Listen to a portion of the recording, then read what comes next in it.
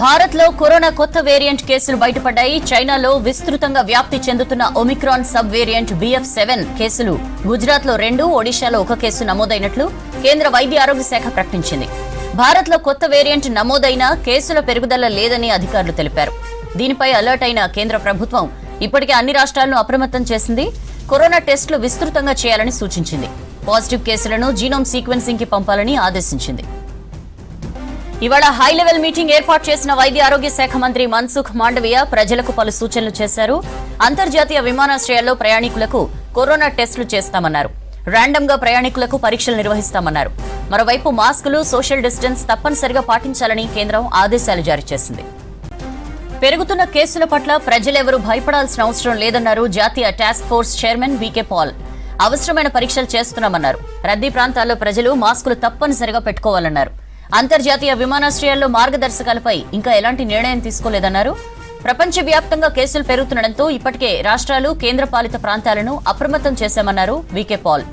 కొత్త వేరియంట్స్ ను ఎప్పటికప్పుడు గుర్తించేందుకు జీనోమ్ సీక్వెన్సింగ్ ను పరిశీలిస్తున్నామన్నారు. జలుబున్న వారు కరోనా టెస్టులు చేయించుకోవాలని సూచించారు. 18 ఏళ్లలోపు పైబడిన వాళ్లంతా వ్యాక్సిన్ వేసుకోవాలని సూచించారు. ఇప్పటికే 80% మంది మాత్రమే 2 డోసులు వేసుకున్నారని, మిగతా వారంతా వ్యాక్సిన్ వేసుకోవాలని సూచించారు. సీనియర్ సిటిజన్స్ తప్పనిసరిగా వ్యాక్సిన్ వేయించుకోవాలని తెలిపారు. చైనాతో పోలిస్తే మన పరిస్థితి చాలా బెటర్ గా ఉందని తెలిపారు మేదాంత డైరెక్టర్ రణ్దీప్ గులేరియా. మన దేశంలో వ్యాక్సిన్ చాలా సక్సెస్ఫుల్ గా సాగిందన్నారు. హై రిస్క్ గ్రూప్ లో ఉన్న ప్రజలంతా ఇప్పటికే బూస్టర్ డోస్ తీసుకున్నారని చెప్పారు. చలికాలంలో కొత్త వేరియంట్లు 3 వేగంతో వ్యాపిస్తాయని, అప్రమత్తంగా ఉండాలని సూచించారు. ఎక్కడా కరోనా కేసులు పెరుగుతున్న సంకేతాలు లేవని, సరైన నిఘా ద్వారా కేసులు పరిశీలిస్తామన్నారు. కొత్త వేరియంట్ BF7 వేగంగా వ్యాప్తి చెందుతుందన్నారు వైద్యులు. ఈ వేరియంట్ కు బలమైన రీఇన్ఫెక్షన్ కలిగించే సామర్థ్యం కూడా ఉందన్నారు. ఇన్క్యుబేషన్ వ్యవధి కూడా చాలా తక్కువగా ఉంటుందన్నారు. వ్యాక్సిన్ తీసుకున్న వారిలో కూడా ఈ వైరస్ ప్రభావం చూపే అవకాశం ఉందని నిపుణులు చెబుతున్నారు.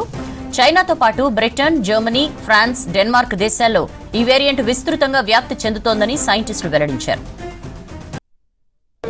No panic, abundant precaution. अगर हम उस तरह बढ़ रहे हैं तो अबंडेंट प्रिकॉशन के क्या मुद्दे हैं? पहली बात है कि खांसी जुकाम इस मौसम में होता है। हम विंटर में हैं, हम ठंड के मौसम में हैं, तो पहली अपील ये है कि खांसी जुकाम हो रहा है तो आज की सिचुएशन को देखते हुए अपील करना चाहेंगे कि उसमें आप टेस्टिंग करवा लीजिए।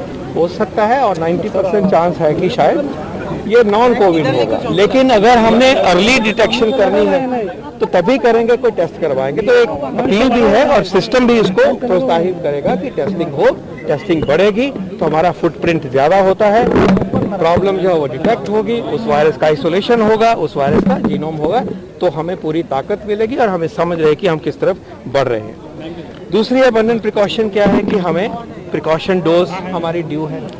लगभग देश में 18 के ऊपर प्रिकॉशन डोज सबको लगनी चाहिए, लेकिन लगी है सिर्फ 27-28%। तो हम अपील करेंगे कि प्रिकॉशन डोज जिसको नहीं लगी है वो ले लीजिए। ये भारत की पेंडेमिक रिस्पांस का एक पिलर है, पॉलिसी है, वैक्सीन अवेलेबल हैं, तो उसको तरफ जाइए। और पर्टिकुलरली जो हमारे सिटीजन्स, सीनियर सिटीजन्स हैं, वो कोई छूट गए हैं प्रिकॉशन डोज से, तो हमेशा की तरह जैसे हम पहले भी अपील करते थे कि उनका हमें ज़्यादा ख्याल करना है। सीनियर सिटीजन्स क्योंकि वल्नरेबल हैं और बीमारी वाले व्यक्ति वल्नरेबल ज़्यादा होते हैं, तो ये खासकर उनके लिए अपील है कि अगर आपको प्रिकॉशन डोज नहीं लगी तो लीजिए, लेकिन सभी को प्रिकॉशन डोज जो है वो मैंडेटेड है, गाइडेड है और आप उसको लीजिए।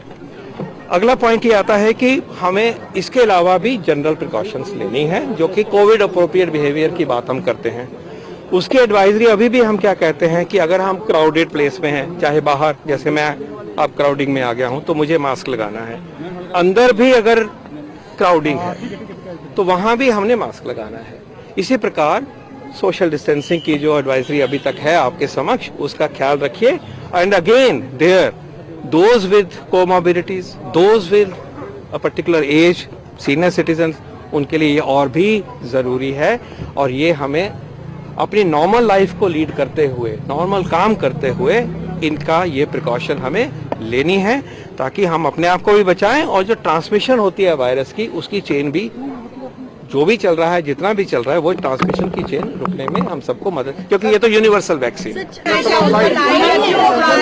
There is no decision with regard to any change in the aviation guidelines as of now. हम अपील कर रहे हैं कि जिनको प्रिकॉशन डोज नहीं लगी है वो लगाएं, क्योंकि हम कलेक्टिवली लगाएंगे तो शील्ड देश की बनती है।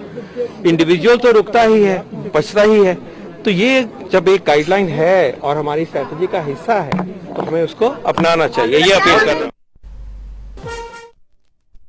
इंडिया में सिचुएशन चाइना के हिसाब से बहुत बेहतर है, क्योंकि हमारी वैक्सीनेशन स्ट्रैटेजी बहुत सक्सेसफुल रही है। बूस्टर डोज भी हाई रिस्क ग्रुप ने और ज़्यादा लोगों ने लगा लिया है और नेचुरल इन्फेक्शन भी हो चुका है और हम देख रहे हैं कि केसेस कहीं भी बढ़ नहीं रहे हैं। तो चाइना के मुकाबले हमारी सिचुएशन बहुत बेहतर है, लेकिन सतर्क रहने की ज़रूरत है, विजिलेंट रहने की ज़रूरत है और प्रॉपर सर्वेलेंस की ज़रूरत है कि कहीं पर भी केसेस अगर बढ़ रहे हैं तो हम उसको जल्दी से पिकअप कर लें और वहाँ पे टेस्टिंग कर लें, जिससे ये पता चल जाए कि कोई नया वेरिएंट तो नहीं आ रहा और हम उसको आगे फैलने ना दें। तो हमारी सिचुएशन चाइना के हिसाब से अलग है, बेहतर है, लेकिन इसका ये मतलब नहीं कि हम बिल्कुल कुछ ना करें। विजिलेंट रहना ज़रूरी है। Better to be over prepared rather than under prepared. इसलिए हमें पूरी तरह से genome surveillance, covid appropriate behaviour और वैक्सीनेशन तीनों चीज़ों पे फोकस देने की ज़रूरत है, क्योंकि अगर ये तीनों चीज़ें पे हम फोकस देंगे तो हम ये इन्फेक्शन को आगे बढ़ने नहीं देंगे और कोई भी नया वेरिएंट आएगा उसको पिकअप कर लेंगे।